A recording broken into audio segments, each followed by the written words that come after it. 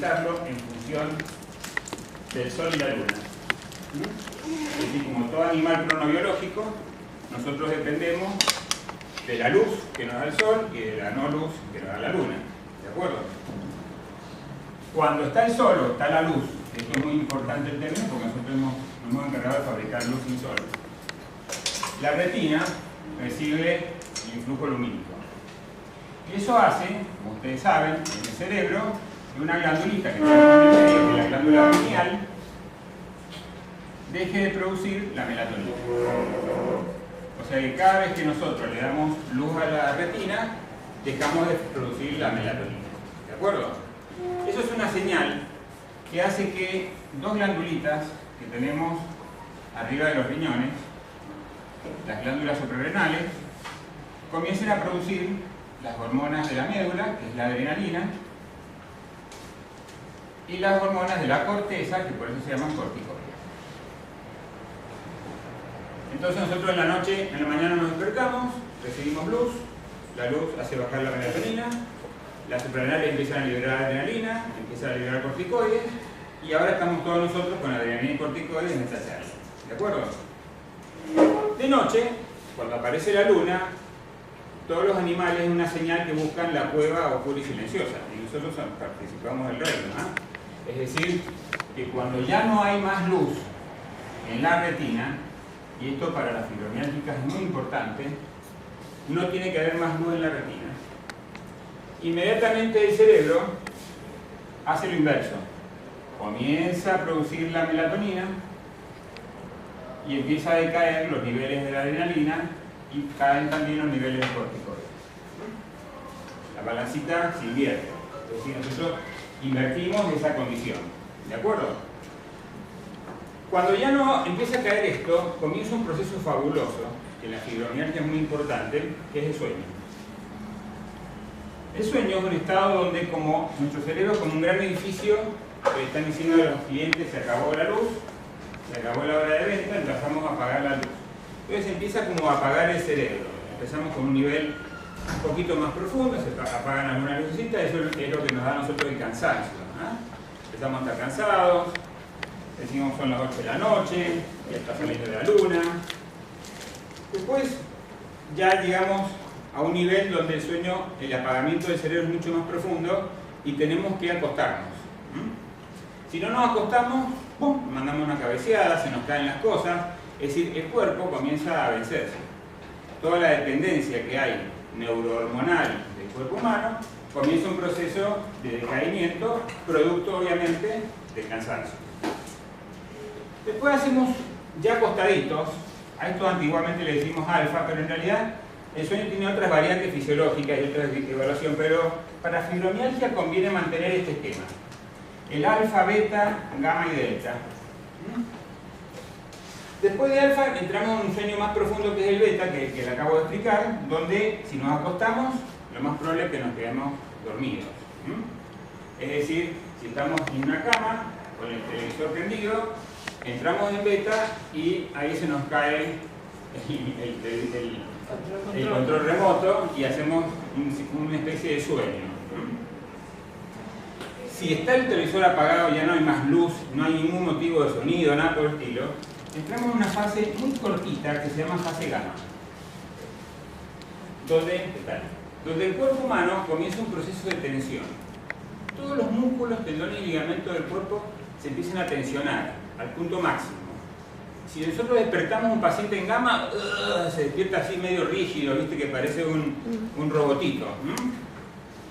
Y después de esa gamma entramos en el famoso sueño delta, donde se libera la testosterona, se libera la hormona de crecimiento, y todos los músculos, tendones y ligamentos de nuestro cuerpo comienzan un proceso fantástico, que es el proceso de reparación neuromuscular nocturna. Es decir, es como que todos los tendones, músculos y ligamentos empiezan a pasar la escoba y a limpiarse de todos los detritos y elementos que durante el día nosotros hemos estado ocupando durante el día. ¿De acuerdo? Ese proceso de limpieza y reparación se hace gracias al imperio de la hormona de crecimiento. Es una hormona vital de la noche y que hay una ayudadora de esa hormona de crecimiento, que es la melatonina. ¿De acuerdo? Que es esa hormona que les expliqué que produce la glándula pineal. Todos esos músculos se empiezan a limpiar desde los tendones hacia la zona muscular, perdón, de la zona central del músculo hacia los tendones, y después como que nos despertamos un poquito, hacemos una famosa fase de movimiento de ojos, nos movemos un poco, y volvemos a hacer nuestra segunda fase delta. Todas esas basuras que se acumularon en el músculo y van al tendón empiezan a drenarse por un sistema de cañerías que se llaman fascias. Ustedes vieron que hay cuando agarran y pegan un pollo que tiene el músculo y tiene un forrito arriba de los músculos. Eso se llama fascia. Que no es la cara, es la fascia muscular. ¿Ah? El proceso de reparación facial está en la segunda fase del sueño. Es decir, todos esos detritos empiezan también a producir su limpieza facial. En esa misma etapa también el cerebro está haciendo un engramaje de memoria, archivo de datos, inicio de proceso de drenaje linfático.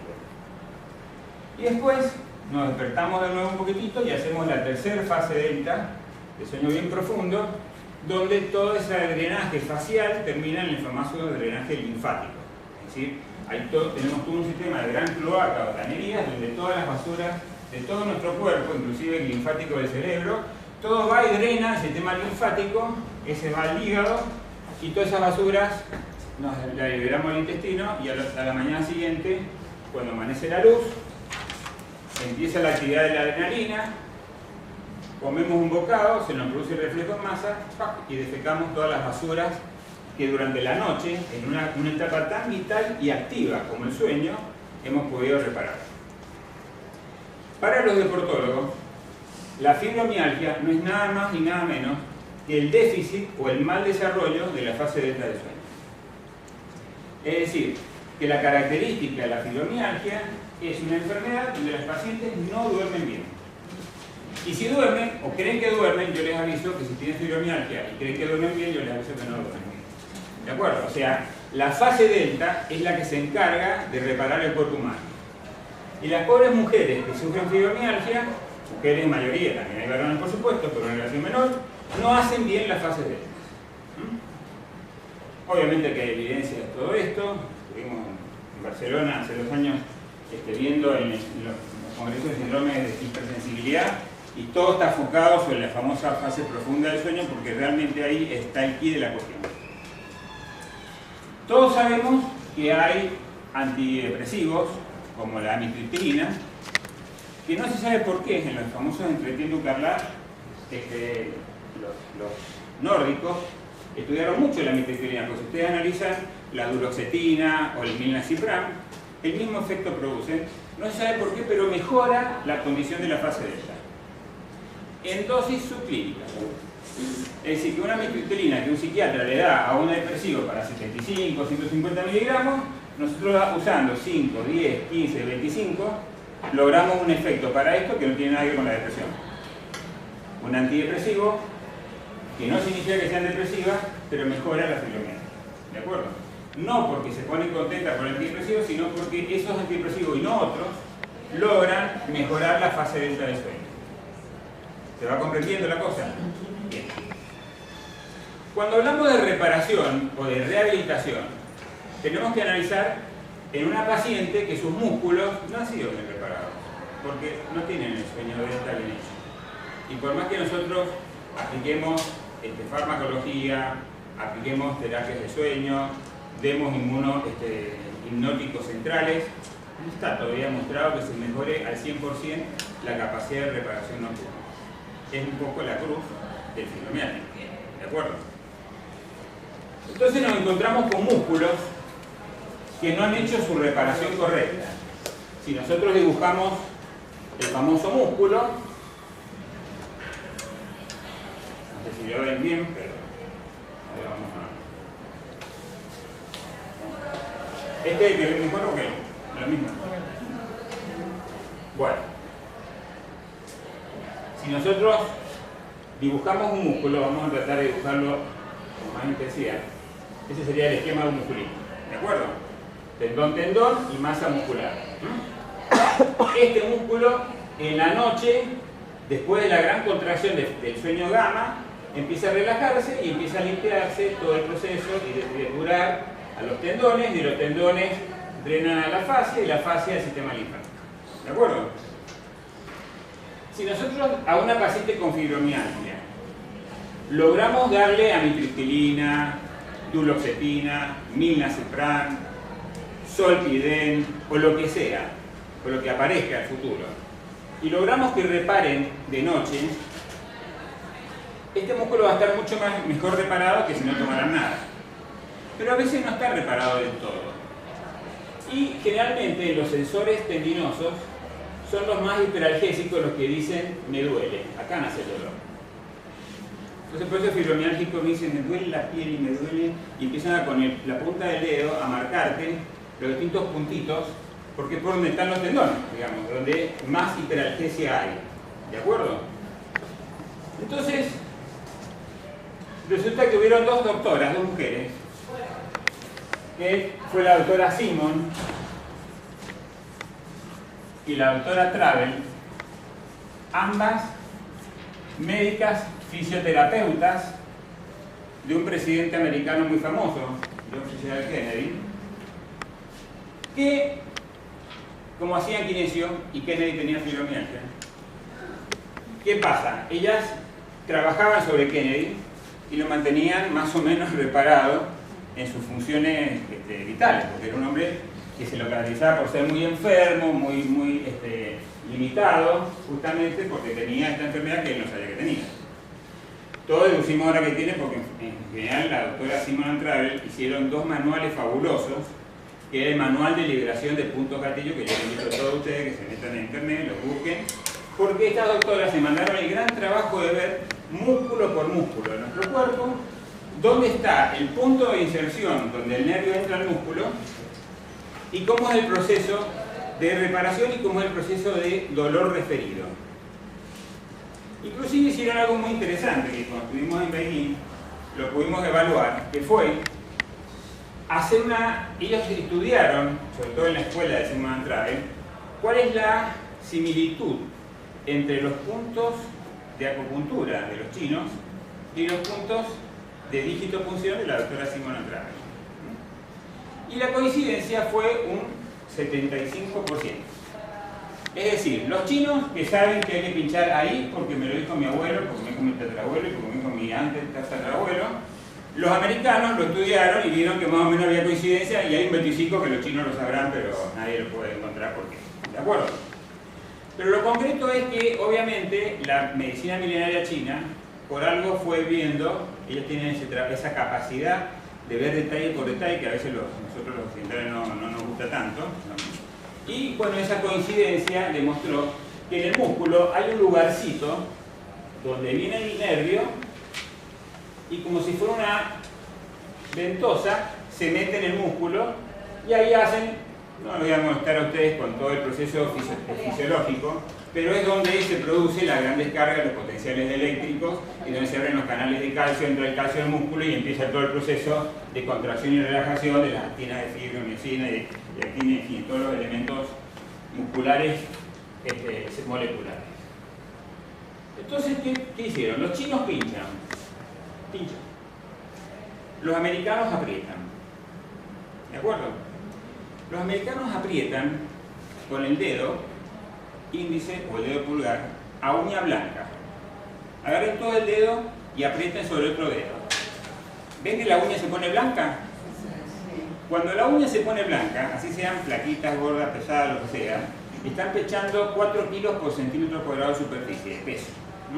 Es decir, yo cuando pongo uña blanca sobre la piel que da este músculo, presiono el territorio a 4 kilos de carga. Y produzco un estado isquémico. ¿Qué significa isquemia? ¿Ustedes saben lo que es isquemia y necrosis? Más o menos. Si yo tengo una arteria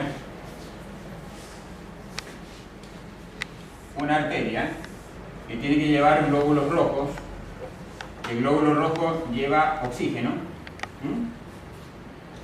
cada glóbulo rojo se encarga que cada célula de nuestro cuerpo reciba el oxígeno. Ese es un proceso fabuloso que tenemos, que es el proceso de respiración celular. Es decir, si nosotros esta aula fuera una célula,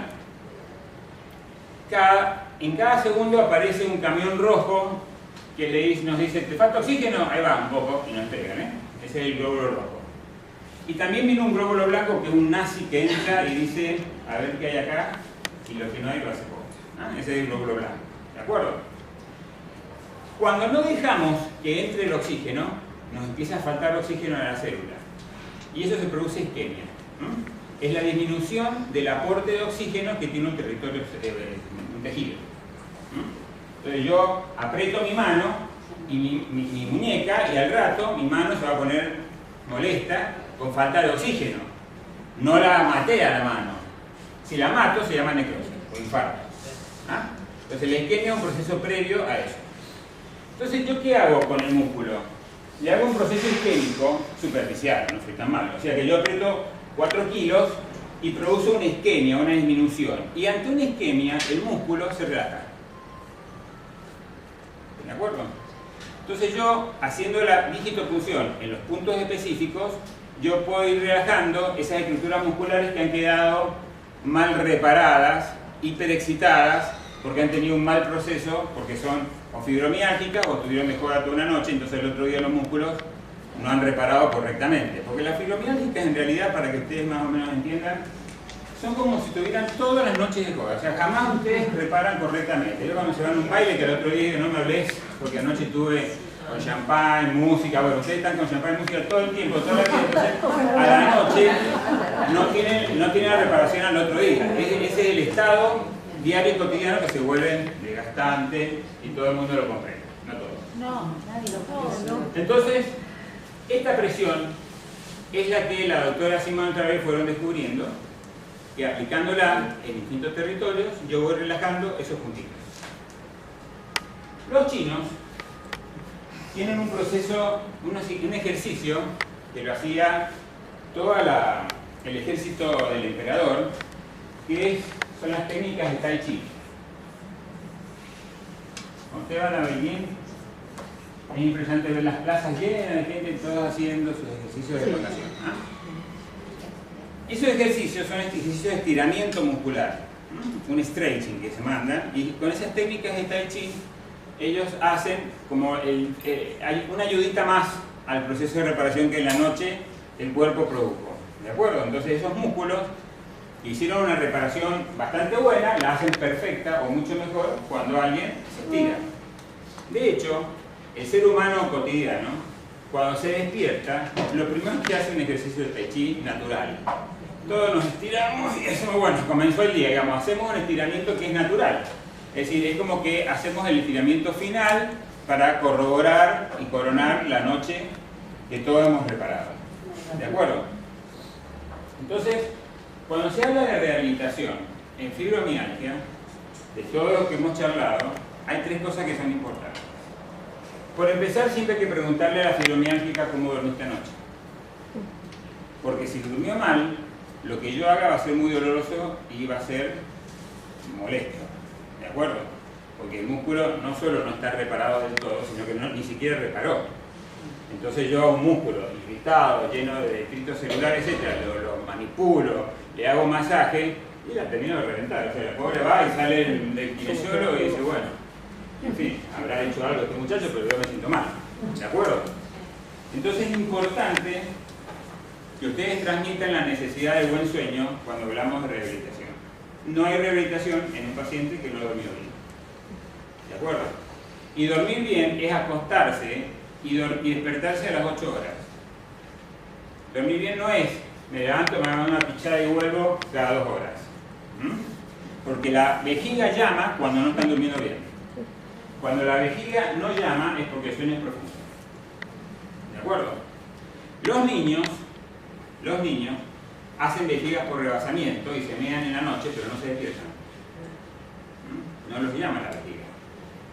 Y ustedes ven que duermen y duermen los bebitos y la mamá se dan cuenta cuando se mearon Y después ya dejan de mearse, pero vienen los adolescentes que duermen y duermen, y están 12 horas durmiendo y dicen qué le pasa a este pibe que no se da cuenta de que el mundo es difícil. Pero sin embargo el proceso de crecimiento, reparación, porque son las edades donde crecen, donde hay mucha hormona de crecimiento, mucha testosterona. Cuando un chico está a full con la testosterona y la hormona de crecimiento, duerme. Y por más que uno quiera, duerme, ¿viste? Entonces lo vuelvo a despertar, le da un bofetón, le moja la cara y va y está medio dormido, porque en realidad es la etapa fisiológica de dormir. Y cuando empezamos con los procesos de envejecimiento, los procesos de activación apoptósica, empezamos a no dormir. De hecho, los viejitos duermen 3 horas, 4 horas, ¿de acuerdo? Lo inverso al recién nacido. Acá el secreto es dormir más. Es decir, que no dejen que la vejez les gane y empiecen a dormir más. Porque la vejez es la mala reparación nocturna. Entonces, si ustedes quieren envejecer más lento, duerman mejor. ¿De acuerdo? De hecho, todos los trabajos de actividad nocturna tienen envejecimiento precoz. Ustedes vayan a los que trabajan en casino, los caseros de noche, todo eso, y van a ver que son sesentones que parecen octogenarios. ¿De acuerdo? Porque han perdido esa capacidad de reparación, han alterado sus ritmos biológicos. En definitiva, lo primero que quiero que quede claro es que no hagamos nada con una fibromialgia que no durmió bien. ¿Ese mensaje quedó claro? Bueno. El segundo punto de la rehabilitación en fibromialgia es la digitopunción. Entonces, hay una... Hola, gracias. Hola, buenas tardes. ¿Sí? Bueno, muy bien. ¿En qué está? Digitopunción. En la kinesiología existe una especialidad, kinesiólogos que se llaman osteópatas. Sí. La osteopatía es la rama de la kinesiología que se basa sobre la doctora Simone O'Hara, ¿de acuerdo? Son 2 manuales rojos, que no sé por qué Editorial Panamericana ya no lo fabrica más. Será porque se está acabando el tema del libro. Pero, y porque en realidad la información fisiológica está mal, ha avanzado mucho todo esto y hay cosas que la doctora Simone O'Hara ni imaginaba, ¿de acuerdo? Entonces hay un digamos, los 2 primeros capítulos del libro gordo, el primer libro de Simone O'Hara, que es Miembro Superior y Tronco. Bueno, esos capítulos hay que verlos porque hay mucha información fisiológica vieja, y ustedes saben que en medicina las verdades de hoy son mentiras mañana, o sea, las cosas se van reformulando. Pero todavía son vigentes los puntos de presión y todo lo que se llaman los ejercicios de rehabilitación personal. Entonces, cada puntito tiene su elemento y hay puntos de referencia que yo, por ejemplo, ¿cuáles son los puntos de mayor dolor de la fibromialgia? La cintura escapular. Exacto. Lo que más usamos. Son seres que usamos mucho las manos. ¿De acuerdo? Si nosotros vemos nuestro cerebro, cuando vemos el homúnculo cerebral, ustedes saben que el cerebro, para cuando ustedes entiendan y por qué se viene por primera vez la primera imagen que podría significar el inicio de una prueba para fibromialgia. Interesante. Si nosotros dibujamos un cerebro, el cerebro tiene, esta es la parte anterior, acá están los ojos, los ojos venían por acá abajo y el cine funciona acá. Si nosotros hacemos una línea por el medio, todo lo que está adelante es lo práctico. Yo hablo, ustedes hablan, ustedes se mueven, ustedes hacen lo que quieran, prácticamente, gracias a lo que está acá adelante del cerebro. Entonces, cuando ven una resonancia y ven la cara lateral, ustedes ven que lo que está adelante es lo motor. Si yo tengo un accidente y me lastima el lóbulo frontal, o tengo una ACV y me infarta el lóbulo frontal, ¡pac!, se me cae una mano, se me cae una pierna, se me paraliza un cuerpo, o sea, todo lo que está afectando la parte anterior me afecta a lo motor. ¿De acuerdo? Y todo lo que está atrás es lo sensitivo. Esto acá es lo que recibe información. Acá están los 5 elementos sensitivos: el tacto, el olfato, el oído y la visión. Todo entra por la cara posterior. La visión entra acá atrás en el occipital, En la parte media temporal interpreto las cosas, pero todo es lo sensitivo. A su vez, si hago una línea en el medio dividiendo lo superior a lo inferior, esto es excitable y esto inhibe. ¿De acuerdo? Entonces, esta es la parte motora, práxica, excitable, y esta es la parte motora que controla la parte de abajo. ¿Vieron cuando un viejito te toquetea a la enfermera? Que te dicen, degenerado, ¿qué hiciste? No, no es ningún degenerado.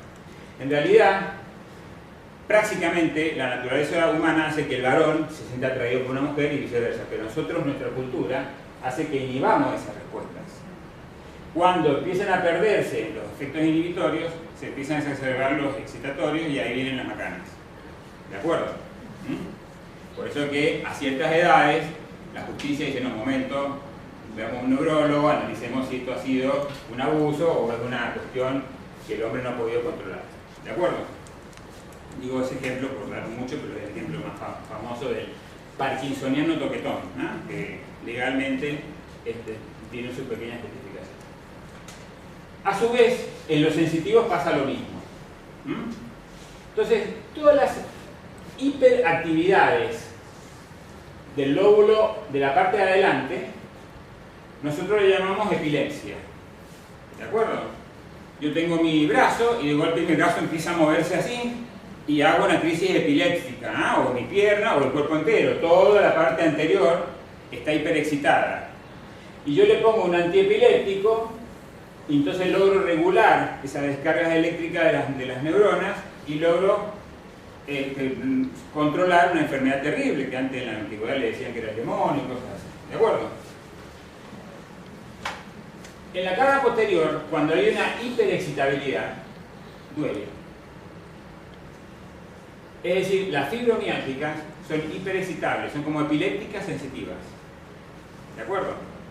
Entonces yo le doy un antiepiléptico, la pregabalina, y logro controlar esas descargas exageradas. Un antiepiléptico que actúa sobre esta área más específica que sobre esta otra área. Actúa sobre las dos, en realidad. Es difícil poder lograr, pero es más específica sobre la parte sensitiva, por eso la pregabalina, que fue un pésimo antiepiléptico motor, se transformó en un buen antiepiléptico periférico, sensitivo. ¿Se entiende eso? Encima está la parte del medio, que en el medio está el curso y el contenido de los pensamientos. Y si está excitada esta zona, empiezo la boludez. ¿De acuerdo? Entonces tengo todas las enfermedades psiquiátricas y hay antiepilépticos que son estabilizadores del ánimo. Entonces el mismo antiepiléptico, el mismo fundamento, que no es tan bueno en la parte sensitiva ni en la parte motora, pero es bueno en esto, como el ácido valproico, por ejemplo. ¿Por qué le explico todo esto? Porque muchas fibromialgicas por ahí dicen, ¿por qué me dan antiepilépticos? Y bueno, porque en realidad, si la hipersensibilidad es muy grande, yo tengo que regular eso. ¿De acuerdo? Pero eso lo voy a regular cuando, a pesar de una buena noche, reparar todo, sigo con la hiperalgesia. ¿Se entiende? Es un elemento secundario, o en tercera línea, digamos, como se dice. No en primera línea, como la industria quiere que sea.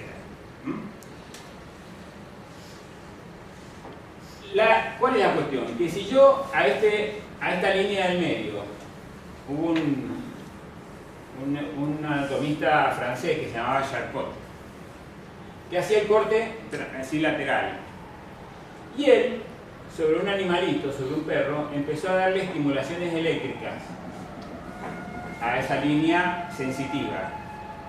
E hizo un homúnculo. Es decir, se dio cuenta que según la descarga eléctrica, el perrito movía una pata, movía una lengua, movía el ojo.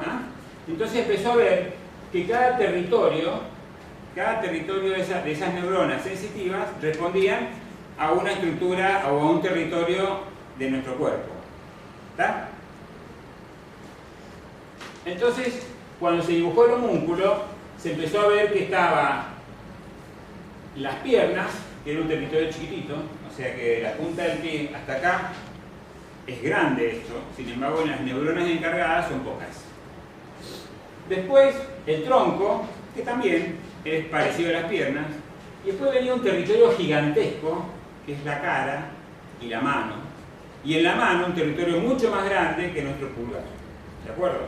Es decir, la gran cantidad de neuronas y territorios encargados para inervar nuestras manos, nuestra cara, nuestra cintura escapular, lo que está arriba. Por eso que cuando hay más territorio, es territorio que más duele. ¿De acuerdo? Entonces las fibromialgias fundamentalmente son pacientes que están críticas acá arriba, más que acá abajo. No significa que abajo no, pero acá es donde más duele. Cuando yo le aprieto los puntos famosos del American Journal, ¿qué gritan ustedes? El subescapular, la inferior, las laterales, el codo, y no me hables de la mano. Y si le voy apretando cada uno de los musculitos, van haciendo esas caluchas de expresión dolorosa. ¿De acuerdo? Y es diferente a cadera, estos que son puntos mucho más específicos, mucho menos inervados. ¿Van comprendiendo eso? Entonces, todo el trabajo que tengo que ir haciendo para rehabilitar a una paciente con fibromialgia, tengo que entenderlo desde el punto de vista de lo que es el tren superior del cuerpo. Entonces tengo una paciente, le voy preguntando dónde más te duele, y entonces tengo que saber cómo están los músculos ahí. Es imposible, decía un maestro de neurociencias, hacer un guante si no conocemos una mano. ¿De acuerdo? Es imposible trabajar una fibromialgia si no conocemos la estructura sensitiva de un fibromialgico, de un ser humano. Entonces, a medida que yo voy, ella me va diciendo, me duele acá, siempre la fibromialgia dice, me duele la cabeza terriblemente, y te va mostrando con la mano los territorios que le duelen. ¿De acuerdo? Entonces siempre le duele acá la cara, porque sabemos que el músculo frontal, yo aprieto el punto gatillo del músculo frontal y voy soltando el dolor de la carita. O si me duele el ojo, o si me duele la oreja, o cuántas de ustedes le duele a veces el oído, o sienten la sensación de mareitos, porque han bruxado de noche. Entonces cuando hacen el bruxismo, hacen la tensión de los externos de los pterigoideos, que son musculitos que son transversales, y si un buen kinesiólogo, osteópata, comprime a uña blanca los pterigoideos, te van a producir un dolor que es terrible, pero después viene una cuestión de alivio brutal y generalmente desaparecen los zumbidos y desaparecen los mareos típicos de la fibromialgia. ¿De acuerdo? Porque vamos comprendiendo músculo por músculo cuál es el territorio. Y a veces yo aprieto un musculito y alivio todo un territorio. Por ejemplo, hay 3 musculitos chiquititos que en fibromialgia son típicos. Es casi imposible encontrarse una fibromialgia que no le vean estos 3 músculos. Ustedes son las dolientes de los escalenos. Yo les invito a que ustedes se pongan escalenos. Son 3 musculitos chiquititos que están en la columna cervical. Son músculos respiratorios. Cuando a alguien le está faltando el aire o han tenido un susto de la Madonna, van a empezar a hacer, ¿no es cierto?, su respiración suspirosa y van a estar moviendo los escalenos. No les digo cuando tienen que levantar una valija o tienen que hacer un esfuerzo de abajo hacia arriba, ahí tensionan. Y esos escalenos producen un dolor brutal acá en el cuello, un dolor que va por la escápula atrás. Entonces si tenemos la escápula, la espina de la escápula y la columna en el medio, le duele ahí. Una línea que baja y me duele, me pica. A mí a muchas les pica porque el prurito es previo al dolor. Entonces por ahí confunden dolor y prurito y mayor intensidad o menor intensidad. Y en los escalenos irradian al brazo. Entonces tienen la manito del predicador. Entonces tienen todo este sector, y ya pueden ir a predicar todas porque está en pero estos 3 andan saliendo. ¿De acuerdo? Entonces, 3 musculitos chiquititos, los escalenos superior, medio, inferior, que les complica la vida, las ponen mal y no saben cómo rehabilitar. Y los kinesiólogos tienen que estudiar un poco para liberar los puntos famosos del escaleno, porque es una maniobra donde hay que sentar al paciente, elevarle la mano, clavarle el dedo, apretar donde se encuentran en el escaleno y empezar a comprimir, comprimir, comprimir, y es fabuloso. Ustedes comprimen hasta que de golpe empiezan a sentir el latido del músculo y después se relajó y el mismo paciente dice, ¿qué pasó? Se fue. O sea, es como que se relajó el musculito y se empieza, y van a sentir una especie de hormigueo de la mano hasta que desaparece todo. ¿De acuerdo? Es decir, cada músculo tiene su territorio y cada músculo tiene su punto gatillo. Le llamamos punto gatillos o trigger point, que le dicen la doctora Ravel encima, que son puntos donde uno apretando liberamos todo el territorio. Entonces es importante a la paciente con fibromialgia escucharla, escuchar bien dónde le duele, analizar dónde le duele, porque uno va sacando la conclusión de cuál es el músculo que puede estar. Y a veces me puede doler esto y el problema está acá. ¿De acuerdo? O a veces puede doler esto y el problema está acá. O a veces tiene una artrosis la rizomélica, porque la fibromialgia no deja de ser un ser humano que se puede enfermar de cualquier otra enfermedad. Entonces hay fibromialgias con artritis reumatoidea, hay fibromialgia con artrosis, hay fibromialgia con lupus, hay fibromialgia con lo que a ustedes se les cambia. Esas fibromialgias que tienen artrosis son dos asociaciones media complicadas, porque en la artrosis se hipertrofia la articulación rizomélica y eso produce una irritación del nervio que justo va a inervar el músculo oponente del pulgar. Entonces a veces hay que hacer el gancho en el músculo oponente y producir la relajación del punto gatillo ahí y sienten el famoso alivio de la manito. Que obviamente después con apretar una cuestión en la cocina terminan agrandando de nuevo el punto, pero sabiendo autoliberarse, ustedes podrían empezar a automanejar sus puntos de dolor. ¿De acuerdo? Entonces es importante esto. ¿Dónde hay que apretar? Porque a mí me duele el dedo. Claro, es un gancho que vos haces en el musculito. Entonces, por ejemplo, ella por ejemplo, ven, ella tiene rizomélica. Ella tiene una artrosis en la rizomélica porque es visible. Entonces ya tiene la atrofia de este músculo. Este músculo no es tan atrofiado normalmente, pero esta artrosis ha producido una atrofia muscular. Así todo yo busco el músculo, está llena de puntitos. Y esos puntitos son como una especie de pelotitas. Si uno aprieta, ahí lo estoy apretando, entonces hago el gancho y empiezo a notar que empieza a latir el puntito y si tengo suerte, lo tienes dos. Ahí se va soltando y entonces va a quedar la manito más liberada. ¿Entendés? Es decir, que cada puntito podemos nosotros ir liberando esto. ¿Por qué razón se atrofia el músculo por la artrosis? Porque la inervación muscular, la inervación de ese músculo es de una rama nerviosa que nace justo ahí. Y al estar afectada por artrosis, es como que al nervio le quita la capacidad, entonces el músculo queda como si estuviera paralizado.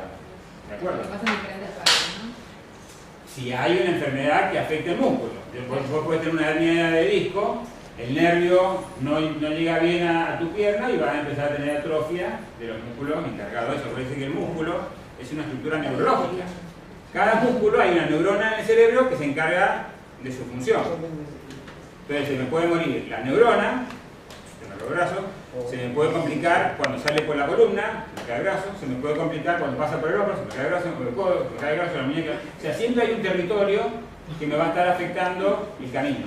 Pero en la artrosis no necesariamente es por el desgaste y la compresión de la salida nerviosa, sino porque la inervación no es suficiente, es lo que está diciendo. Es por la compresión y la afectación de la salida neurológica.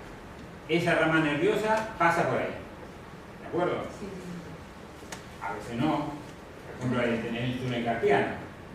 Las fibromialgias operadas por túnel carpiano es un acto de mala praxis porque son ansiosos. Ay, soluciona, bueno, también te espero, porque en realidad habría que haber analizado mejor de dónde y haber analizado todo el contexto. Pero yo creo que si agarramos 100 fibromialgicas, van a haber 25 operadas de túnel carpiano, ¿de acuerdo? Porque yo operada sin saber que tenía fibromialgia. Claro, porque nunca te interrogaron todo el contexto. Claro. ¿De acuerdo? El pensamiento holístico es vital. Una preguntita, para una persona que tiene artrosis, pero no tiene fibromialgia, Sí. ¿sirve esto de los puntos gatillo que no Más o menos que en la fibromialgia. Pero sirve para todo. Nosotros lo usamos en la cancha. Cuando un jugador se cae y tiene un golpazo y está rengueando y me dice el director técnico, no me saqué, es vital, bueno, uno va y busca y cuando te duele y apretando bien, capaz tenemos suerte y el jugador vuelve a la cancha perfecto, porque le libera rápidamente la fase que se contracturó. ¿De acuerdo? Es decir, los puntos gatillos han tenido utilidad para todo. En la fibromialgia es vital. ¿De acuerdo? Otros músculos que son muy importantes en fibromialgia son los iliopsoas. Los iliosoas son músculos que nacen en la columna, atraviesan toda la panza y nacen en la cara posterior y llegan en la cara anterior del fémur. Son los que nos permiten subir y bajar el hemisferio. ¿De acuerdo? Yo me siento gracias a mis iliosoas. ¿Ah? Ahí estoy usando, y me paro gracias a mis iliosoas. Si yo paralizo el nervio del iliosoas, ya soné. Esta pierna no me puede parar ni sentar. ¿De acuerdo? Esta masa muscular es gigantesca, es un músculo enorme. Y muchas veces hay que saberlo analizar, porque las fibromialgias pueden tener un dolor en la cintura, y el dolor del iliosoas duele atrás y duele acá adelante. Entonces viene la paciente que me dice, me duele la espalda, y vos tenés que preguntar si también le duele adelante. Y apretando los puntos gatillos, puedo liberar un músculo tan grande. ¿Dónde estarán los puntos gatillos del iliosoas? Por delante.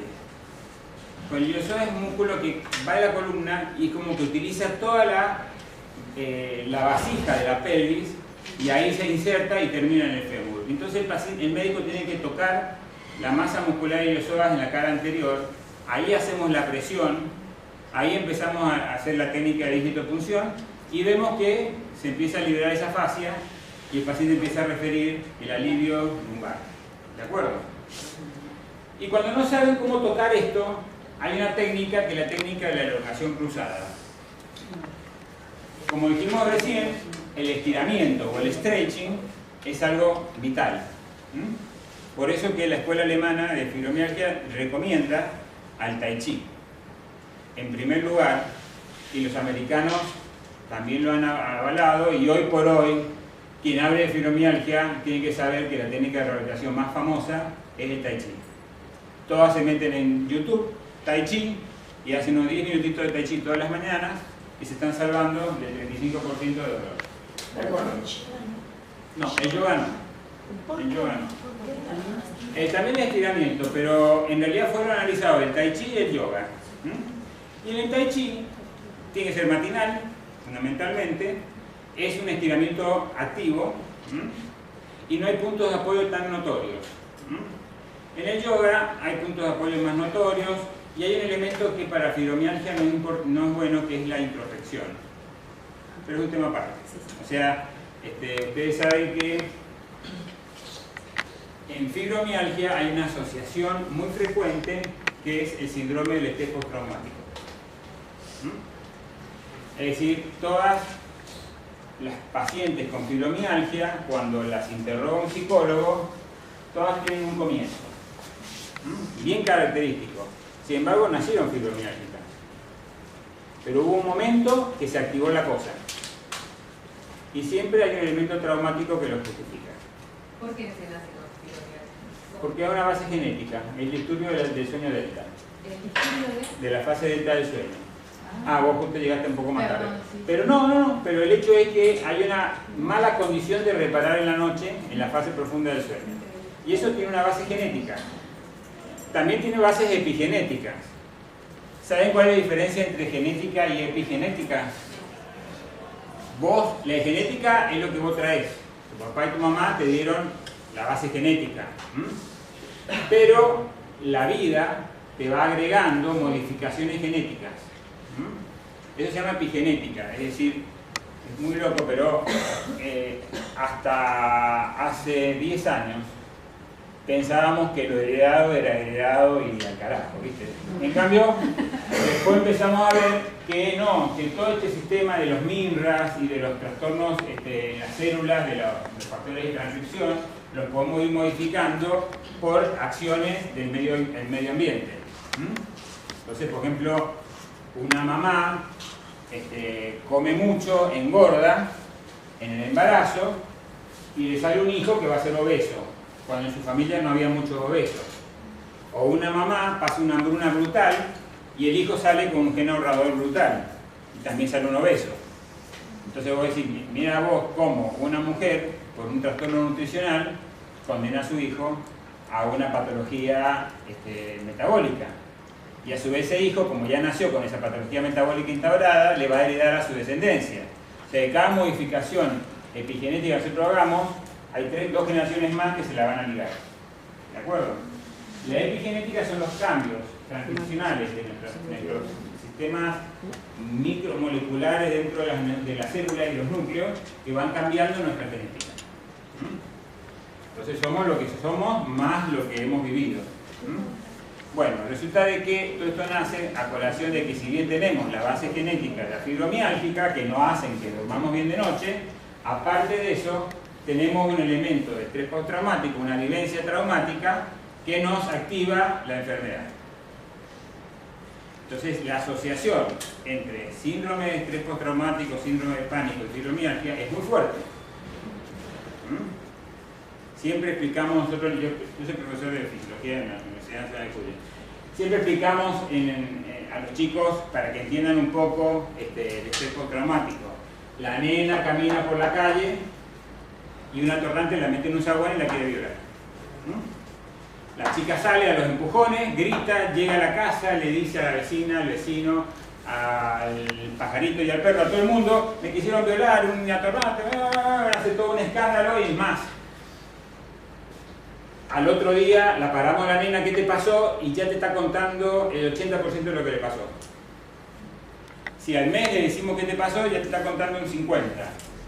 Es decir, tuvo una vivencia traumática, pero zafó. En cambio, si la nena camina por el zaguán y la viola, esa nena viene calladita a su casa, se mete en la pieza y se empieza a duchar.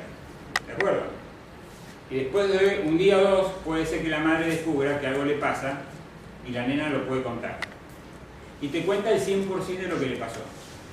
Y al mes te cuenta el 100% de lo que pasó. Y al año te cuenta el 100% de lo que le pasó. No hay olvido. ¿De acuerdo? Hay un elemento traumático tan profundo que modificó cuestiones en la memoria y le grabó la información al rojo vivo, ¿de acuerdo? Y la quedó clavada en eso. Y a partir de eso desarrolla lo que se llama el famoso síndrome de pánico. ¿Qué es lo que es el síndrome de pánico? La nena, cada vez que pasa por un zaguán, se le descarga adrenalina. La famosa adrenalina que les expliqué yo, que produce la glándula suprarrenal. Entonces esa adrenalina puede ser tan importante que empiece a producir un aumento de la frecuencia respiratoria, baja el anhídrido carbónico, produce la alcalosis, se empieza a vasodilatar, se pueden desmayar y hacen todo el cuadro de pánico que todo el mundo conoce. ¿De acuerdo? Que no es una cuestión psicológica, sino que es una cuestión neurológica a punto de partida de un trauma psicológico. Bueno, en fibromialgia la asociación de estas dos patologías es básica. No porque las fibromialgias sean todas traumadas por un síndrome de estrés postraumático tan severo, pero sí que la predisposición que tienen en fibromialgia, cuando tienen un síndrome de estrés postraumático, la cuestión es mucho peor que si no la tuvieran. ¿Me comprenden? Entonces, en esta asociación es la asociación que nosotros hacemos de las vivencias y elementos. Otra cuestión que es importante analizar cuando hablamos de rehabilitación es el tema de la down regulation.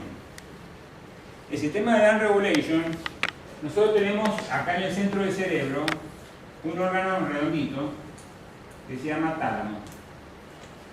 Se lo abrevia como TH. Toda la información sensitiva que sube por la columna antes de ir al cerebro pasa por el tálamo. Y el tálamo es el famoso sensor. ¿Se acuerdan los que tenemos cana en la época del proceso, cuando estaban los sensores, que vos traías una película y te decían, no, cosito, no, bueno, el sensor, el que discrimina, el que saca datos, el que saca información, ¿de acuerdo? Bueno, el tálamo es un órgano encargado de filtrar datos, si no viviríamos informándonos todos. Entonces ustedes están desnudas, se pegan una ducha, se ponen una camiseta y los sensores cerebrales que le dicen, tengo una camiseta. Al rato se olvidaron de la camiseta, es decir, la camiseta sigue estando puesta, los sensores siguen recibiendo la información que hay en la camiseta, pero al cerebro ya no le importa seguir informando que hay una camiseta porque hay más datos para informar. Entonces tiene un mecanismo de down regulation, de bajar la información para que no nos tengamos tanta información. En fibromialgia existe una desregulación talámica. Entonces ese núcleo que tiene que decir esta información no pasa, esta información sí, empieza a dejar pasar más información. Exacto. ¿Está claro? Este núcleo talámico está regulado por unos núcleos acá que se llaman locus coeruleus. Y el locus coeruleus es el responsable del síndrome de pánico. Se van imbrincando las cosas, ¿de acuerdo? Entonces tenemos información exagerada, tenemos hiperactividades de las zonas adrenérgicas. Todo esto empieza como a concatenarse para hacer la vida tan molesta y penosa de las fibromialgias, ¿de acuerdo? Por eso que el gran consejo de fibromialgia es que cuando una amitriptilina o un fármaco está logrando un buen trabajo, porque ¿qué hacen estos remedios? Elevan los umbrales y ayudan al tálamo y a muchas estructuras cerebrales profundas a pasar menos información. Ustedes tienen que colaborar para no bajar la guardia con el uso crónico de esos fármacos. Porque hay muchas fibromiálgicas que toman los 10 miligramos de amitriptilina y nos falta el cabrón que a los 6 meses dice, ¿para qué tomas esto? No, esto es para la depresión, vas a ser una adicta dependiendo de la amitriptilina, o vas a tener este problema. No, momento. A algunas no les funciona, pero a las que les funciona, entendamos que le está haciendo muy bien y nosotros tenemos que ser colaboradores de ese tema. Si bien no vamos a ser los fomentadores de farmacología innecesaria, la que es necesaria y objetiva es buena, porque esta es buena, bonita y barata. Es una droga que a 5 miligramos y 10 miligramos no engorda a nadie, porque siempre falta la tonta que dice, la amitriptilina engorda 75 miligramos, 150, pero no engorda 5 o 10. Yo tomo duloxetina. Lo mismo. Y tomo un antipsicótico y un antiepiléptico. Claro. Y estás actuando en los 3 niveles. Se complementan, sí o sí se tienen que complementar los 3 medicamentos para... A veces sí, a veces no. Si se complementan, en tu caso, bienvenido sea, defendete y tomarlo. Sí. Y que no te falten. Gracias a la ley que están haciendo en Fibroamérica, tenemos acceso al PMO, esperemos, ya vamos a tener, porque si cambia el gobierno vamos a tener mejores condiciones, pero de todas maneras, el hecho es que cuando un fármaco funciona, tenemos que nosotros lograr que ese fármaco no le falte al paciente. Bueno, yo cometí un error que hace bastantes meses que los dejé por cuenta mía. Ahora entré en crisis. Aparte, también quisiera sacarme una duda. Yo tengo trastorno límite de personalidad, y si eso puede tener algo que ver con la fibromialgia. Vuelvo a repetir. ¿O no? La fibromialgia tiene el derecho a tener la enfermedad que sea, como cualquier ser humano. ¿Está claro? Sí. Si vos tenés un trastorno límite de la personalidad, me parece que es más un rótulo que te han dado, que habría que analizarlo, Sí, analizan que vos tenés fibromialgia también. Sí, Por eso te han dado duloxetina. sí. Te han dado el antipsicótico por el trastorno límite de la personalidad. Y te han dado también, me dijiste, el antiepiléptico. Por la fibromialgia probablemente y por el estabilizador del ánimo. Pero siempre que nosotros tratamos a un paciente neurológicamente, necesitamos un tiempo prudente de actividad farmacológica para retirar el producto. ¿De acuerdo? Entonces, si vos tenés un chico con una disritmia cerebral, hace un pico de ritmo, un chico famoso que a los 8 años se mandó el cuadro epiléptico, quizás por una fiebre o por lo que sea, a ese paciente le damos el antiepiléptico y a veces están 3, 4, 5 años con el antiepiléptico, para que recién el neurólogo diga, bueno, a ver, saquémoslo y veamos con el electroencefalograma cómo va. La gente, estamos en una época tan veloz que queremos que rápido la cosa termine. Y en neurología no terminan rápido, son lentos. Y si yo probara con la duloxetina solamente... Vos no tenés que probar nada. Vos no probés nada. Una preguntita. El paciente participa con el médico y el médico te da. ¿De acuerdo? Ojo que si de esto vos sacás que vos puedes probar, yo te diría que esta mejor me cayó la boca, ¿de acuerdo? Pero lo importante es que si el profesional te indicó esto, vos sigás porque él tiene una estrategia y algo te habrá dicho o algo está interpretando. Y lo que puedes hacer es dejar de confiar en ese profesional e ir a otro profesional. probablemente, porque capaz que la relación médico-paciente falla o cosas así, pero no por tu cuenta, porque es mucha la información que hay para analizar lo que estás haciendo. Y si ustedes supieran los cambios que producen ustedes epigenéticos cuando toman un fármaco, tendrían más cuidado en el uso de fármacos. ¿De acuerdo? Entonces uno tiene que hacerlo, dejarlo que el fármaco fluya y vaya haciendo su proceso. ¿De acuerdo? Los procesos biológicos, neurológicos, generalmente son de 3 a 5 años. Y hay que estar 3 a 5 años tomando un fármaco. Yo sé que es algo molesto, pero cuando hay una enfermedad crónica... Cuestión de desgaste... Sí, se comprende. Pero en eso hay que analizar. Pero está mal lo que dices. Yo tengo cáncer, ¿no? Tengo un cáncer metastásico Sí. años. Y ahora me salieron tumores en las axilas. Sí. Que tengo un dolor pero terrible en todo el brazo, todo acá. Y no me quieren operar porque el oncólogo y el cirujano y el especialista del dolor me dicen que es la fibromialgia. Pero la fibromialgia no es de los dos lados. A mí todo lo que me este no me duele nada. En realidad, tenés un dolor crónico. Sí. Tienen que analizarlo los tres y que se pongan de acuerdo. Ahora me agarra la metadona, pero... Claro, porque un dolor específico, Sí. como yo le dije recién cuando hablamos de rizomélica, si yo aprieto el nervio, Sí, tiene eso. que dar la información, Sí. voy a tener un dolor referido ahí. Bueno, voy a tener un dolor en el brazo porque tenés el paquete de ganglios comprimiendo. Sí. Como ahora los procesos oncológicos pueden cronificarse, estamos en una era donde vos te podés morir de cualquier cosa menos el cáncer que tenés, probablemente tenés el proceso obstructivo de la información neurológica que tiene que estar pasando. En realidad el dolor crónico empieza a tener otros condimentos y se confunde con fibromialgia. La fibromialgia hay que tener cuidado de no caer en lo que era la época de la virosis. ¿Se acuerdan cuando un médico tenía la más utilidad de lo que tenía un paciente? Si es una virosis, y chao, viste, andate al consultorio. O sea, o la vesícula podada, ¿se acuerdan la vesícula podada? Tiene una vesícula podada, una virosis, no. En realidad, voy a decir un momento, tengo un dolor crónico, ¿de acuerdo? Y el dolor a veces puede alterar la información. Por ejemplo, los pacientes diabéticos que tienen el síndrome, ustedes saben que el nervio ciático es el único nervio que es como un cable coaxil, que es sensitivo y motor. O sea, por afuera transmite información que viene al cerebro y por abajo, por el medio, baja la información motora que hace mover la pierna. O sea, el cuerpo ha elegido un nervio, no todos los demás, donde van por ida y vuelta. Cuando los pacientes hacen la gangrena y terminan perdiendo el pie y terminan apuntándole el pie, muchos pacientes van a los 6 meses de la amputación y le dicen, doctor, no soporto el dolor del pie.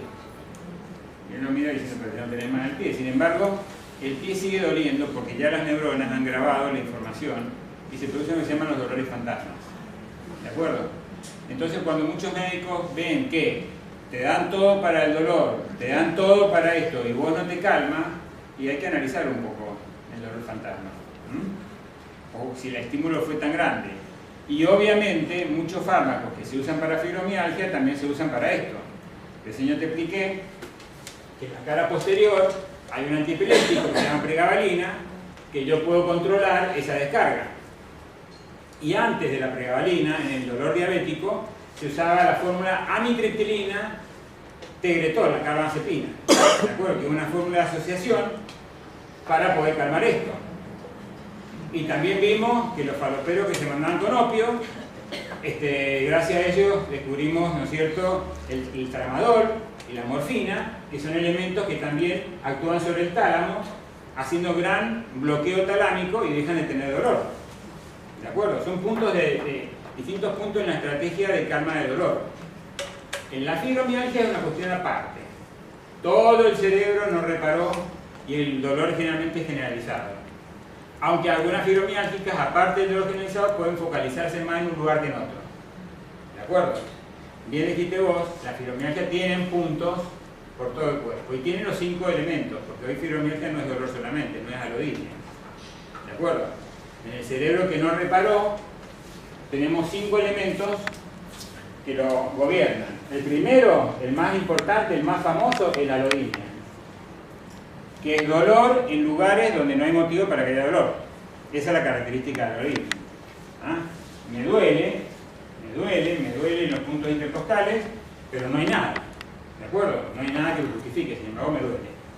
El segundo punto es el bruxismo, es decir, estos musculitos se empiezan a contracturar y las pacientes fibromialgias son navegantes crónicas, andan ahí navegando, tienen todo el sistema oculomotor un poquito afectadito, no llegan al mareo total, no llegan a eso total, pero es una cuestión media que están por la contracción de todos estos músculos, que son los músculos temporomaxilares. El tercer elemento de la fibromialgia es la fatiga crónica. Si estuvieron toda la noche sin reparar, al otro día están cansadas. O sea que obviamente son mujeres cansadas. Y son mujeres cansadas y emboladas aparte. Es decir, no solo están cansadas, sino que ya están hartas de escuchar el entorno, que te pasa, pero no, entonces hay un estado de enojo, que es el enojo crónico, ¿de acuerdo? Porque el entorno se cansa de vos y vos te cansás del entorno, ¿entendés? No son depresivas. Esto es importante, las fibromialgias no son depresivas. ¿Puede haber una fibromialgia depresiva? Sí, que vaya al psiquiatra o al psicólogo y analice por qué se deprimió, pero no es por la fibromialgia. La fibromialgia te enoja, te embola, te decís, ¿por qué me tocó a mí esto? ¿Viste? O sea, no comprendés a veces las situaciones. El cuarto elemento de la fibromialgia es el IBS, que es el síndrome del intestino irritable. Es decir, desde la boca hasta el ano siempre algo pasa. No trago bien, se pincha la panza, defeco, no defeco, constipada, diarrea, siempre algo pasa en el aparato digestivo, porque el aparato digestivo repara y organiza la noche. Todo lo que está en la noche es lo que está afectado el día. Y el quinto elemento es la fibroniebla. Es decir, el archivo de datos, el engramaje de memoria es en fase delta del sueño. Justamente el sueño que no tiene la fibromialgia buena. Entonces el otro día le falta la palabrita. Entonces están hablando y le sale después, ¿viste? Porque no perdieron el dato, pero quedaron como una lela porque no entendieron el comentario, ¿de acuerdo? Entonces, esto es fibromialgia. Si a vos te duele el brazo, pero no tenés todos estos otros elementos, entonces, bueno, le decía al médico, pará, yo no tengo fibromialgia. Hay dos enfermedades PINE, que PINE se llama a lo que es psico-inmuno-neuroendocrinología, que es la maestría que yo hice en Pavarotti. Hay dos enfermedades PINE por excelencia, que es la fibromialgia y la obesidad.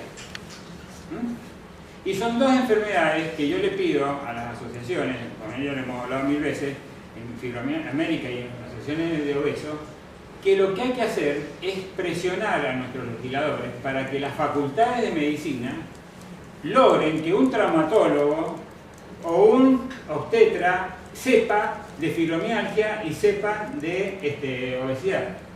Porque aunque les parezca mentira, los médicos no estudian estas enfermedades. No está en la currícula. Es más, están como materias alternativas, si las querés estudiar, y hasta te pasa que hay grandes profesionales específicos. A mí me pasó con la doctora Mónica Katz, que sabe mucho de obesidad, que me dice, no, la fibromialgia no existe.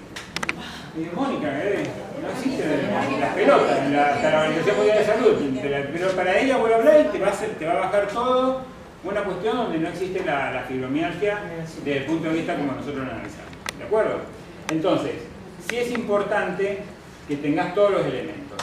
El saber de la fibromialgia es importante. Ustedes tienen que saber de esto, la reparación. También, pues, el reumatólogo te dice es un dolor crónico, no te dice que se afectó a partir de... Es que los reumatólogos no estudian neurología. Pero es el que debería darle... Pero no estudian, pero es el combate histórico que tenemos con el reumatólogo. No sé para qué fibromialgia la ponen en el Congreso de Reumatología. Me dijo que no cree, pero ¿quién se atiende por fibromialgia? Hace una semana me derivaron por la tendinitis que no se va a que ya es crónica al reumatólogo. Entonces el traumatólogo me miró mi historia clínica y me dijo, fibromialgia, no es eso.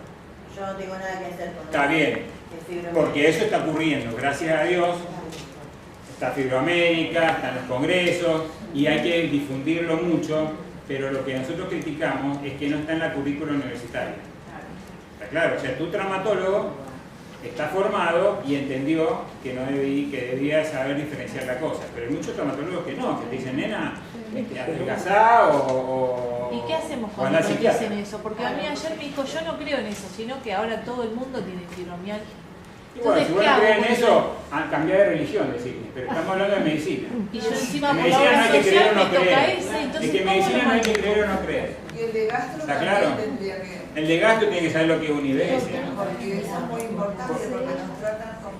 no- Claro, y en realidad la fibromialgia son las mujeres que traspasan, llevan bolsos y bolsos de estudios Sí. normales, porque son cuerpos sanísimos, porque se la bancan a pesar de todo.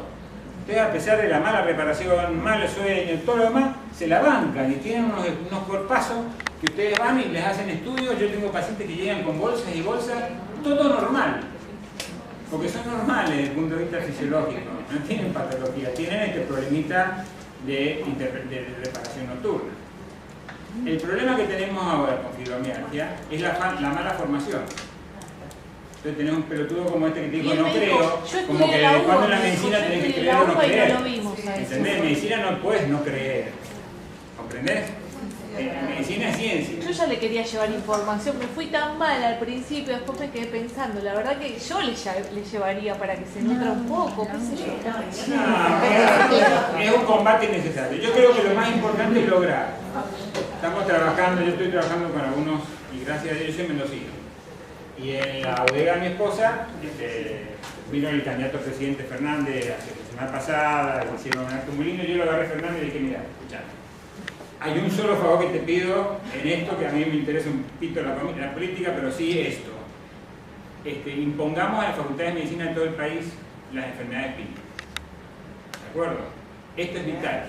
Vas a prevenir mucho gasto en salud pública. ¿Comprendés? Y eso lo vamos a lograr. Es decir, yo le saqué el compromiso inclusive a uno que estaba al lado de él, que se llama Cafiero, que me dijo, es un tema que lo vamos a tener, inclusive yo remarché y voy a remarchar hasta el final.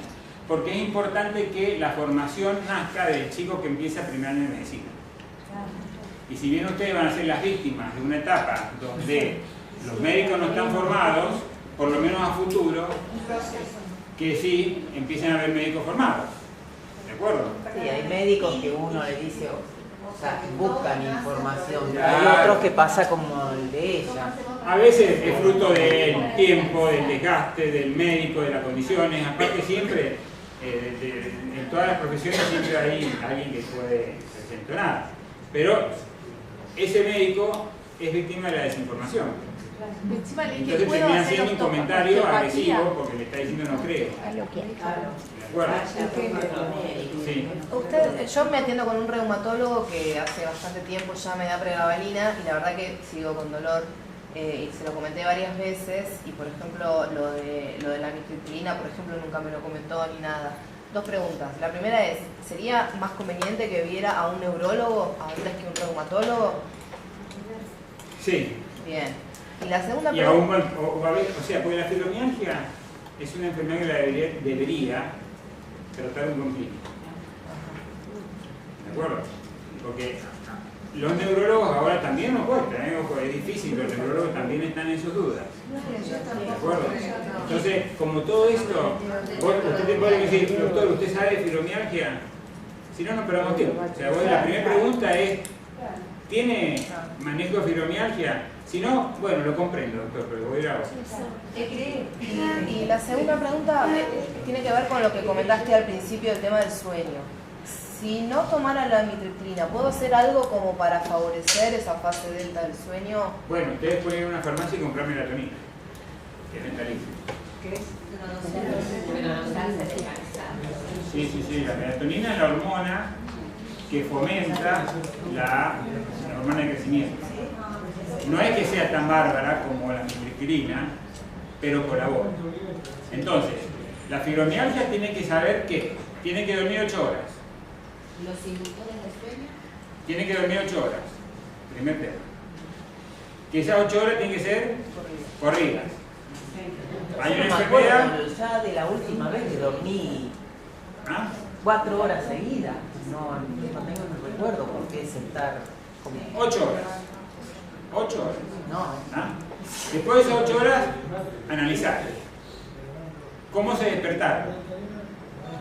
Si la cama está revuelta, es porque se movieron mucho. Eso se llama síndrome de piernas inquietas.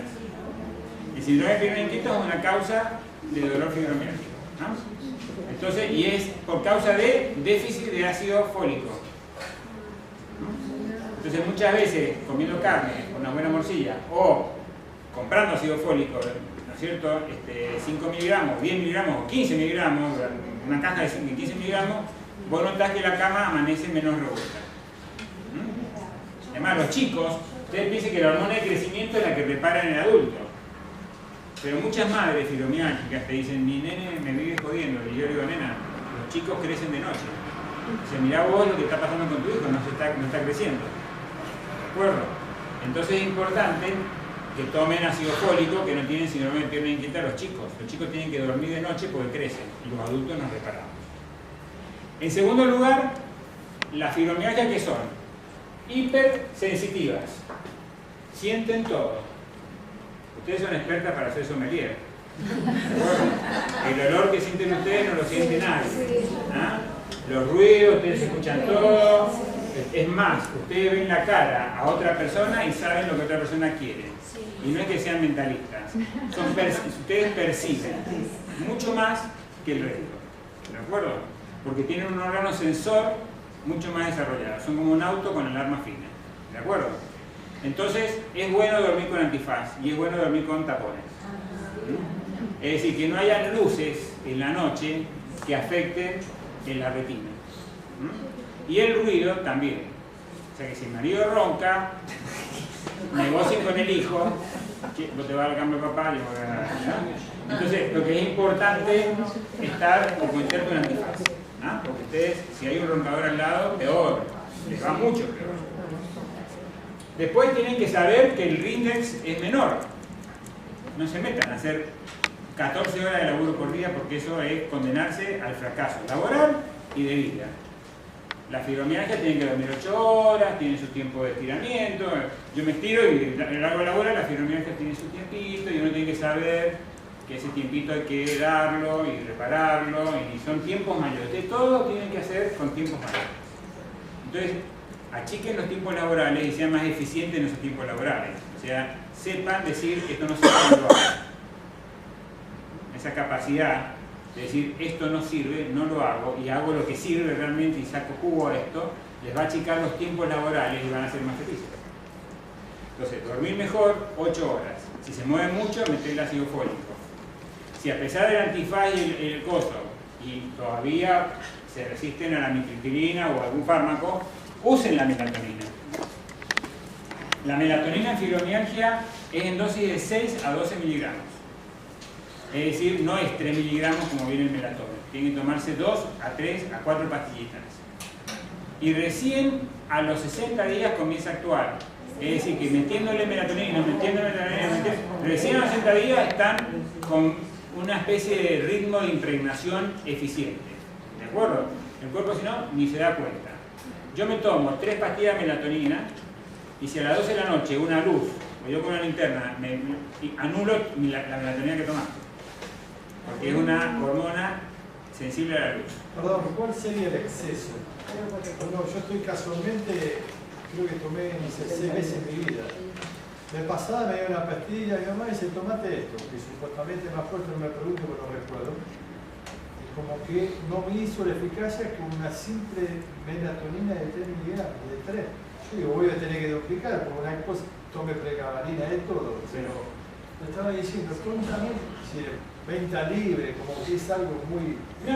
Y sin embargo, me levanto un poco. Ahora, en los varones hay un tema aparte. ¿De acuerdo? En los varones hay que analizar bien el tema de que acordate que en la noche se produce la testosterona. Claro. Y en ese sector masculino de fibromialgia es importante analizar los niveles de testosterona en sangre. Es decir, el varón, a diferencia de la mujer, melatonina con testosterona podría realmente mejorar mucho tu fibromialgia. ¿De acuerdo? O sea, una inyección de testosterona hay que medir. Hay que medir, los niveles tienen que estar en bordes máximos normales. ¿Ah? O sea, si vos te sale una testosterona biodisponible por debajo de 50, te pones un medido de 1 gramo, al mes te medís, hasta que no tengas niveles de 100, no pares hasta biodisponible, hasta tener tu testosterona alta. Y vas a ver que ahí vas a empezar a tener una reparación que las mujeres nunca van a poder. Bueno, ahí está la diferencia de... No, pero mi expareja tenía una solución, me lo dijo, pero yo le hice caso. Un palo en la cabeza para que no joda más. Esa la tenemos todos. Esa la tenemos todo, pero de todas maneras, la mujer, porque ¿cuál es el cerebro femenino y el cerebro masculino son muy distintos? O sea, a medida que uno estudia los cerebros, te das cuenta que lo único que participamos es de la especie, pero en realidad somos dos animales distintos. ¿De acuerdo? ¿Cuál es la diferencial que hay entre un hombre y una mujer? La parte sensitiva. O sea, la mujer, y en esto no estamos hablando de género, digamos, de toda esta cuestión, digamos, de desarrollo psicoemocional, etcétera, sino que si hablamos antropológicamente, el hombre es la estructura que estaba hecho para ir a cazar y la mujer es la estructura que estaba hecha para estar en la cueva, criar la cría y estar atenta ante la agresión de la cría. Entonces la mujer está preparada para embarazarse, tener la cría y estar atenta a la cría, a la cueva y a la agresión. Ustedes pueden hacer tres cosas a la vez. El varón busca la presa, visión en tubo. La mujer tiene visión ampliada. ¿De acuerdo?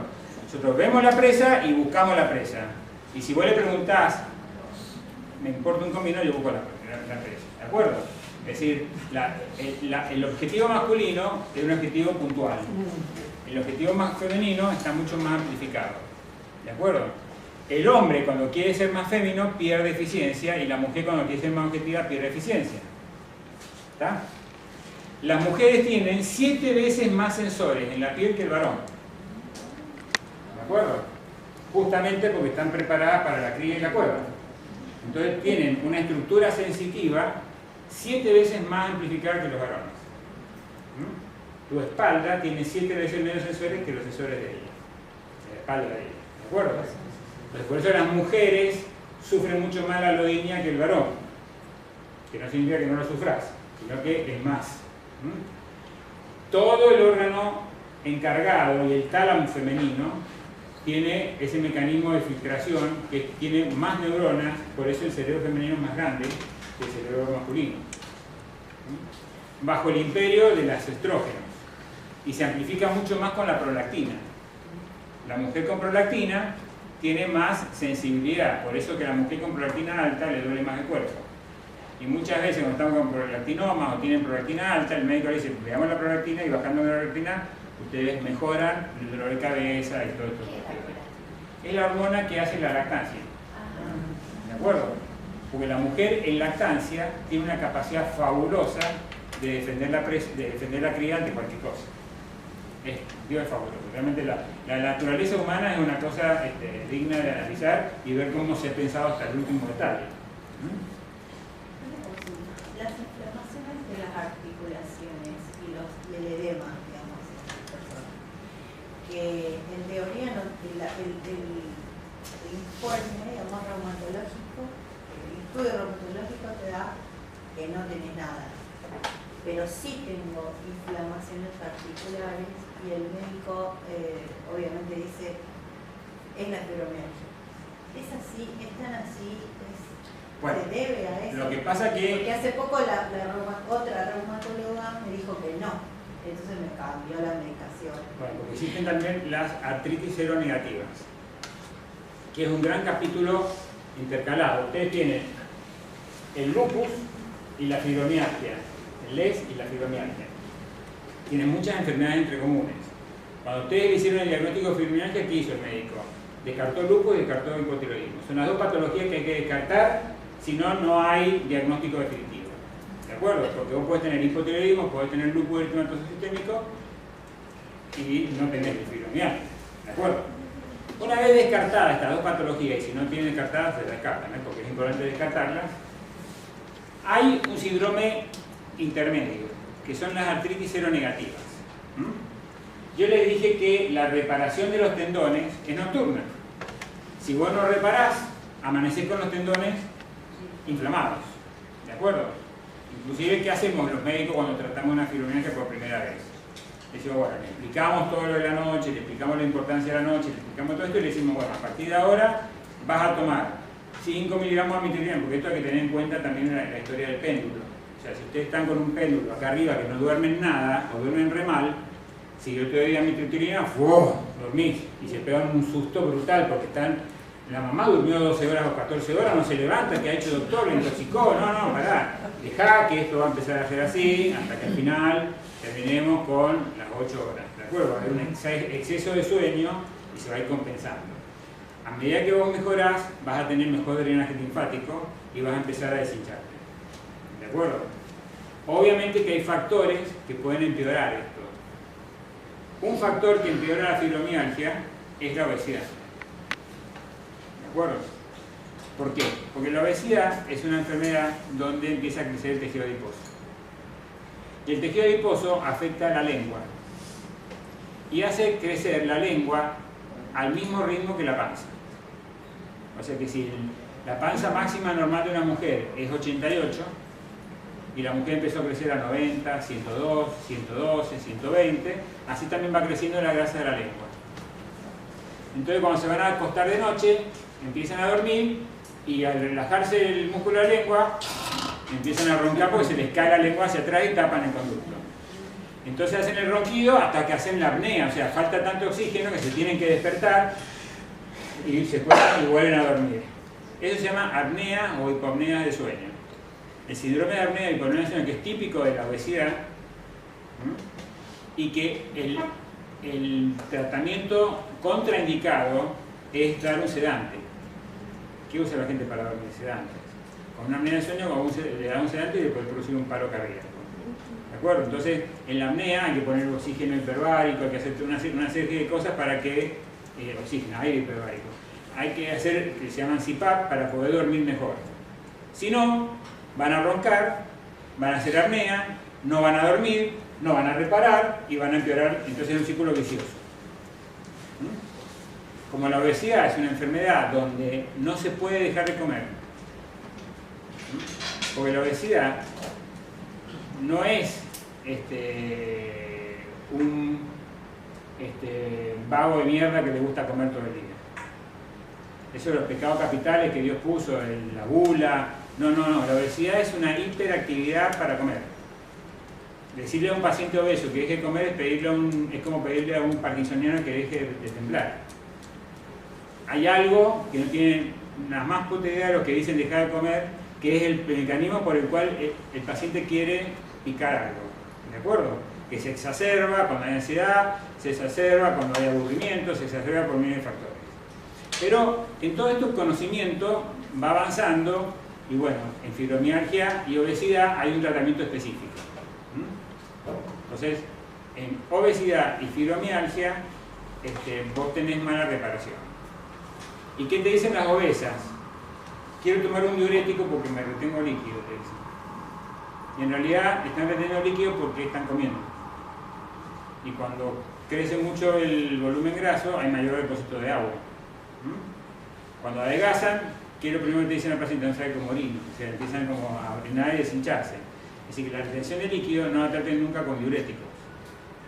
Porque si toman diuréticos, baja el potasio, se baja el potasio, se acalambran, y otro factor de activación nocturna.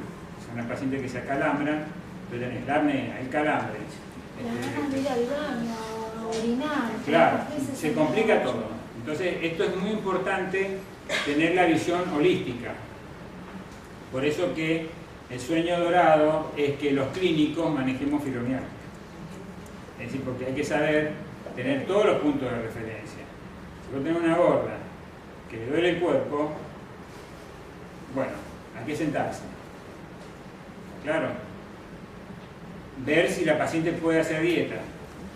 Las dietas generalmente duran 6 meses. La dieta que se te cante. Después de los 6 meses ya te adaptaste y rompiste la dieta, ¿de acuerdo? Porque viene el proceso neurológico que te hace comer. Entonces tenés que tratar eso, tenés que tratar la apnea de sueño, tenés que tratar el tema hormonal, estudiar la forma. Hoy la obesidad se está entendiendo mejor. Entonces, al entenderse mejor, bueno, los tratamientos para obesidad con pacientes fibromialgicas se tratan más con duloxetina que con amitriptilina. No porque la amitriptilina engorde, pero la amitriptilina tampoco te deja adelgazar mucho. ¿De acuerdo?